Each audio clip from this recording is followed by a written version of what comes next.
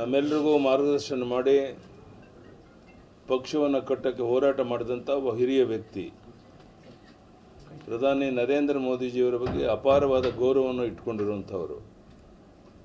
ಸುದೀರ್ಘವಾದಂಥ ರಾಜಕಾರಣ ಮಾಡಿ ಲೋಕಸಭೆಯಲ್ಲಿ ತಮ್ಮದೇ ಆದಂಥ ಛಾಪನ್ನು ಒತ್ತಿರುವಂಥ ಶ್ರೀನಿವಾಸ್ ಪ್ರಸಾದ್ ಅವರು ಈಗ ನಾನು ರಿಕ್ವೆಸ್ಟ್ ಮಾಡಿಕೊಂಡೆ, ಅವ್ರ ಕೈಕಾಲು ಸ್ವಲ್ಪ ತೊಂದರೆ ಇದ್ದರೂ ಸಹ ಒಂದು 5 ನಿಮಿಷ ಬಂದು ಮೋದಿಯವ್ರಿಗೆ ವಿಶ್ ಮಾಡಿ ಬಂದುಬಿಡಿ ವಾಪಸ್ಸು, ನೀವೇನು ಭಾಷಣ ಮಾಡೋದು ಬೇಡ, ಹಲೋ ಅಂತ ಹೇಳಿಬಿಟ್ಟು ಅಂತ ಹೇಳಿದ್ದೀನಿ. ಅದಕ್ಕೆ ಅವ್ರು ಒಪ್ಕೊಂಡಿದ್ದಾರೆ. ಒಂದು 5 ನಿಮಿಷ ಕಾರ್ಯಕ್ರಮಕ್ಕೆ ಬಂದು ಮೋದಿಯವ್ರನ್ನ ಭೇಟಿ ಮಾಡಿಬಿಟ್ಟು ನಂತರ ತಕ್ಷಣ ಅವ್ರು ವಾಪಸ್ ಬನ್ನಿ ಅಂತ ಹೇಳಿದ್ದೀನಿ. ಅದಕ್ಕೆ ಅವ್ರು ಒಪ್ಕೊಂಡಿದ್ದಾರೆ. ಅದಕ್ಕಾಗಿ ನಿಮ್ಮೆಲ್ಲರ ಪರವಾಗಿ ನಾನು ಶ್ರೀನಿವಾಸ್ ಪ್ರಸಾದ್ ಅವರಿಗೆ ಅಭಿನಂದನೆ ಸಲ್ಲಿಸ್ತೇನೆ. ಅವ್ರು 5 ನಿಮಿಷ ಬಂದು ಹೋಗ್ತೀನಿ ಅಂತ ಒಪ್ಕೊಂಡಿದ್ದಾರೆ. ಈಗ ನನಗೆ ಸದ್ಯ ಹಿರಿ ರಾಜಕಾರಣಿಗಳು ಯಾವುದೇ ಪಕ್ಷದಲ್ಲಿ ನಾನು ನಿವೃತ್ತಿಯಾದ ಮೇಲೆ ಯುದ್ಧ ಹೇಳಿದ ಮೇಲೆ ನನ್ನ ಆರೋಗ್ಯದ ಬಗ್ಗೆ ನನ್ನ ಬಗ್ಗೆ ವಿಚಾರಿಸ್ಕೊಳ್ಳೋಕ್ಕೆ ಬರ್ತಾ ಇದ್ದಾರಲ್ಲ, ಆ ಒಂದು ಸೌಹಾರ್ದಯುತವಾದ ಭೇಟಿಗೆ ನಾನು ಅವರಿಗೆ ಧನ್ಯವಾದಗಳನ್ನು ಹೇಳ್ತೇನೆ. ಏಕೆಂದರೆ ನನ್ನ ವಿಶ್ರಾಂತಿ ಜೀವನದಲ್ಲಿ ನನಗೆ ನೆಮ್ಮದಿ ಕೊಡ್ತಕ್ಕಂಥ ಇವೆಲ್ಲ ಸಂಗತಿಗಳು ಇವೆಲ್ಲ ಆಗ್ತಕ್ಕಂಥ ರೀತಿ ವೈಯಕ್ತಿಕವಾದ ಸಂಬಂಧಗಳು ಸಿದ್ದರಾಮಯ್ಯನವ್ರ ಜೊತೆಗೂ ಚೆನ್ನಾಗಿದೆ, ಯಡಿಯೂರಪ್ಪ ಅವ್ರ ಜೊತೆಗೂ ಚೆನ್ನಾಗಿದೆ ಸರ್. ಆದರೆ ಚುನಾವಣೆ ಸಂದರ್ಭದಲ್ಲಿ ಭೇಟಿ ಗೊಂದಲ ಸೃಷ್ಟಿ ಆಗ್ಬೋದೇನೋ ಅಂತ. ಚುನಾವಣೆ ಬೇರೆ, ನಮ್ಮ ವೈಯಕ್ತಿಕವಾದಂಥ ಸಂಬಂಧ ವಿಚಾರಗಳು ಬೇರೆ ಆಗಿದೆ. ಈಗ ಚುನಾವಣೆ ಸಂದರ್ಭ ಅಂತ ಹೇಳಿ ಇದು ಚುನಾವಣೆ ನಿಮಗೆ ಗೊತ್ತಿದೆ. ಚುನಾವಣೆ ಸಂದರ್ಭದಲ್ಲಿ ನಾನು ಯಾವ ಈಗ ನಾನು ಇದೀನ ನೀವೇ ಪ್ರಶ್ನೆ ಮಾಡಿದಾಗ ಸಕ್ರಿಯ ರಾಜಕಾರಣದಲ್ಲಿ ಇದೇನೇನಪ್ಪ ಚುನಾವಣೆ ಬಗ್ಗೆ ಏನಾದ್ರು ಪ್ರತಿಕ್ರಿಯೆ ಕೊಡಕ್ಕೆ ಇಲ್ಲವಲ್ಲ.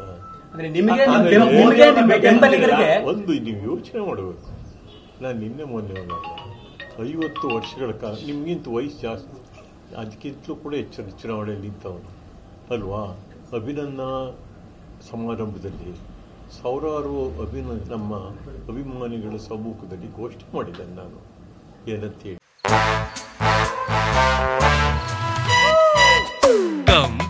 Come my love, please don't say no baby, come my love. V-Guard ನ air coolers extra large cooling pad ನೊಂದಿಗೆ ಇದು ಎಂತೆಂಥವರನ್ನು ಕೂಲ್ ಆಗಿಸುತ್ತೆ. V-Guard air coolers, long lasting cooling.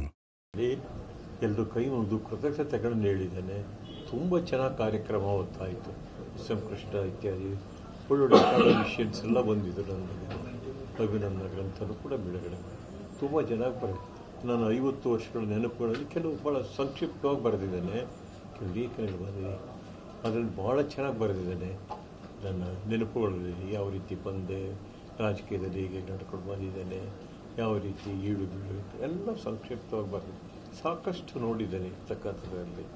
ಆದ್ದರಿಂದ ನಾನು ಹೇಳಿದೆ, ನನಗೆ ಇಷ್ಟು ವಯಸ್ಸಲ್ಲಿ 26 ವಯಸ್ಸಲ್ಲೇ ಎಲೆಕ್ಷನ್ ನಿಂತವನು, 26ನೇ ವಯಸ್ಸಲ್ಲಿ ನನಗೆ ಈಗ 76, 77ಕ್ಕೆ ಬಂದಿದ್ದಾರೆ. ಅಷ್ಟರಲ್ಲಿ 14 ಚುನಾವಣೆಗಳನ್ನು ಎದುರಿಸಿದ್ದಾರೆ. ಕರ್ನಾಟಕದಲ್ಲಿ ಬಹುಶಃ ಈ ಸಣ್ಣ ವಯಸ್ಸಲ್ಲಿ ಇಷ್ಟು ವರ್ಷಗಳಲ್ಲಿ ಯಾರೂ ಕೂಡ ಅಷ್ಟು ಎಲೆಕ್ಷನ್ಗಳಲ್ಲ. ಅದು ಸ್ಟ್ರಗಲಿಂಗ್ ಹೋರಾಟ ಚುನಾವಣೆಗಳು ಬಂದು ಆರ್ಡಿನರಿ ಚುನಾವಣೆ, ವೋಟ್ ತಗೊಳ್ಳೋದು, ಮಾಡೋದು, ಹೋಗೋದು, ಇದೆಲ್ಲ ಒಂದು ತಾತ್ವಿಕ ಒಂದು ಬದ್ಧತೆ ನಮಗೆ. ಅದರಲ್ಲಿ ವಿಶೇಷವಾಗಿ ಇವತ್ತು ಅಂಬೇಡ್ಕರ್ ಜಯಂತಿ. ಅಂಬೇಡ್ಕರ್ ಮೀಸಲಾತಿ ಕೊಟ್ಟಿರ್ತಕ್ಕಂಥದ್ದು ನಾವು ಎಲೆಕ್ಟ್ ಆಗಬೇಕಾದ್ರೆ ಅಲ್ವಾ. ಆ ಮೀಸಲಾತಿಯ ಉದ್ದೇಶವನ್ನು ಅರ್ಥ ಮಾಡ್ಕೊಂಡು ಹೋರಾಟ ಮಾಡಿದ್ದಾನೆ. ಸಂವಿಧಾನಬದ್ಧವಾಗಿ ನಮಗೇನು ಮೀಸಲಾತಿಯನ್ನು, ರಾಜಕೀಯ ಮೀಸಲಾತಿಯನ್ನು ಕೊಟ್ಟಿದ್ದಾರೆ ಅಂದರೆ ನಮಗೆ ಸಂವಿಧಾನದಲ್ಲಿ ಆರ್ಟಿಕಲ್ 330 ಗೊತ್ತಾಗುತ್ತಲ್ಲ, 330 ಸ್ಪಷ್ಟವಾಗಿ ಹೇಳಿದರೆ ಪಾರ್ಲಿಮೆಂಟ್ಗೆ SC STಗೆ ಪ್ರಾತಿನಿಧ್ಯ ಕೊಡಕ್ಕೆ ಅಂಬೇಡ್ಕರ್ ಅವರಿಂದ ನಾವು ಸತತವಾಗಿ ರಾಜಕೀಯ ಜೀವನ ತಂದಿದ್ದೇವೆ. ಅದನ್ನು ಅರ್ಥ ಮಾಡ್ಕೊಂಡು ಕೆಲಸ ಮಾಡಿದ್ದಾನೆ. ಅದನ್ನು ಅರ್ಥ ಮಾಡ್ಕೊಂಡು ಸಂವಿಧಾನ ಪ್ರಕಾರ ಕೆಲಸ ಮಾಡೋಕ್ಕೆ ಹೋದರೆ ಭಾರಿ ನಾವು ಕಷ್ಟಗಳನ್ನು ಎದುರಿಸಬೇಕಾಯ್ತದೆ. ಸಮಾಜದಲ್ಲಿ ಬಹಳ ಕಷ್ಟ ತಿಳಿಸೋದು. ಹಾಗಾಗಿ ಅಷ್ಟರ ಮಧ್ಯೆನೂ ಬಂದಿದೆ. ನಾನು ಸೋಲಿಸ್ಲಿ ಗೆಲ್ಲಿಸ್ಲಿ ಅವ್ರ ಪ್ರೀತಿ ವಿಶ್ವಾಸ ಬಂದು ಸಾಕಾಗಿ ಅವರು ಕೈ ಮುಗಿದು ಹೇಳಿದ್ದೇನೆ.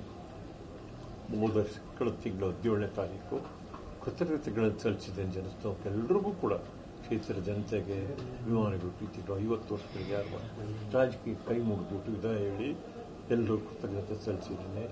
ಇವತ್ತು ಬಿಜೆಪಿ ಪಕ್ಷದ ಸಂಸತ್ ಸದಸ್ಯರಾಗಿದ್ದೇನೆ. ಬಿಜೆಪಿಯಿಂದ ನಿವೃತ್ತಾಗಿದ್ದೇನೆ. ಮಾನ್ಯ ಯಡಿಯೂರಪ್ಪನವ್ರಿಗೂ ಕೂಡ ಹೇಳಿದೆ, ನಾನು ಬರೆದಿದ್ದೇನೆ ಪುಸ್ತಕದಲ್ಲೂ ಕೂಡ. ನಾನು ಯಾವುದು ಮುಚ್ಚುಮರೆ ಇಲ್ಲ. ಹೇಗೆ ಜನಸಂಘದಲ್ಲಿ ಬಂದೆ, ಜನಸಂಘದ ನಂದಾದೀಪ ಆ ಚಿಹ್ನೆಯನ್ನು ಹೆಂಗೆ ಆರಿಸಿದೆ, ಅಲ್ಲಿಂದ ಯಾವ ರೀತಿ ನನಗೆ ಅನುಭವ ಆಗಿದೆ ಎಲ್ಲ, ಅದರಿಂದ ಬೆಳೆದ ಹಿನ್ನೆಲೆ ಇದೆಲ್ಲ ಕೂಡ ಸವಿಸ್ತಾರವನ್ನು ಬರುತ್ತೇನೆ ಬಂದಿರ್ತಕ್ಕಂಥದ್ದು. ಈಗ ಅಲ್ಲೇ ನಿವೃತ್ತಿ ಆಗ್ತಿದ್ದೇನೆ, ತೃಪ್ತಿ ಇದೆ, ಸಾಕು. ಅಭಿಮಾನಿಯವ್ರನ್ನ ಭೇಟಿ ಆಗ್ತಿದ್ದಾರೆ.